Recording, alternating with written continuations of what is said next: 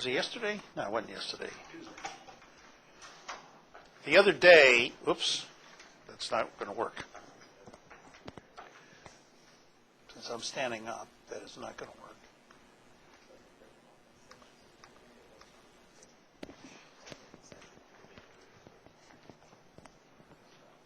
There you go, that works.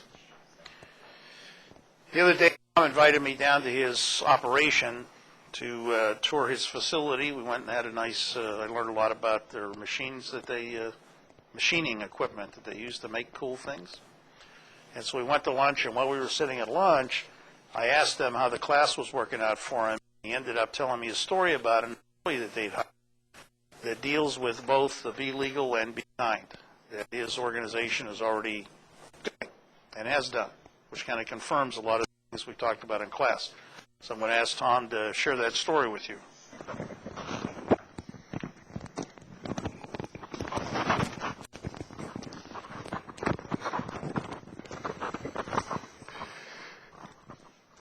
Hi there, my name is Tom. I don't look like a typical student because I'm probably not a typical student. About a while back, I took over as general manager of a small business with approximately 40 employees. And upon taking that position, I learned that maybe I needed to know a little bit about human resources because it really wasn't a strong point. And even though it wasn't my daily job being in that position, I needed to know about human resources. So I signed up at Long Beach City College, and first night I came to class, and Jim was a professor, and upon listening to him, I realized that maybe I was going to learn a little bit more than human resources in this class, which I have. And by the end of that class, I realized that Jim's philosophy of be kind and be fair is very much mirrored our philosophy at my place of business. One of those examples of that is about, it was a few years back, we had a young man come to our business in a wheelchair and said that he wanted to be a programmer, applications engineer. And we talked to him a while and told him that we didn't have any positions open at that time, and best thing for him to do was to go to local community college, and we gave him some classes to take, and he left and never thought about it again until about a year later he showed up and said, "Hey, I've taken these classes, can I have the position?"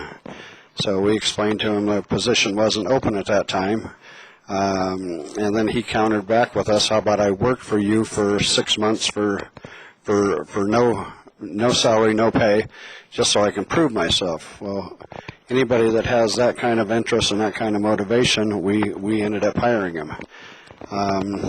As I said, Bob is wheelchair bound, or was wheelchair bound, with arthritis.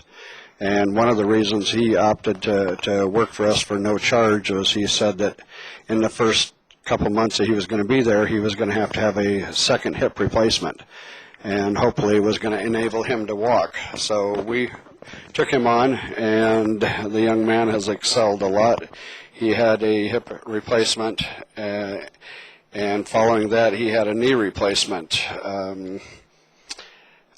enabling him to start to be able to walk. And after the surgeries, he came to us and he said, "Hey, can I get a advance, because there's these shoes that I was told I need. They have a spring coil in the heel, and it's going to help me walk." So one of the employees overheard it, and they went around and collected enough money to get him the shoes. Since then, Bob has gone on. He's now one of our top programmers, and this last weekend he walked 10 miles in a Relay for Life, and next week he is going to a fundraiser for arthritis, and he plans on walking 16 miles.